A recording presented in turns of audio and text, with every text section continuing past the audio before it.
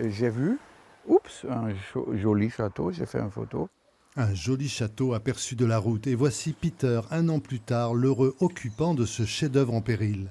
Et c'est peu de le dire vu le terrible incendie survenu ici, il y a 2 ans. On a rempli des bennes et des bennes avec des matériaux brûlés. Travaux durs, mais absolument nécessaires. C'était 1 mètre hauteur plein des déchets brûlés.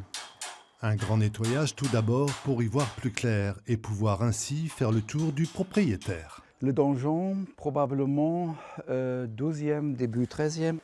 Ce que nous voyons ici, à l'air comme une grange, était une fois le corps de logis, 2 fois plus haut, un silo de grains ancien qui était probablement ici avant ces bâtiments.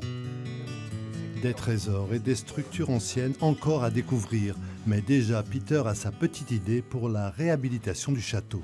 Redonner des fonctions au château, de trouver des possibilités que cette petite groupe de bâtiments se nourrissent soi-même.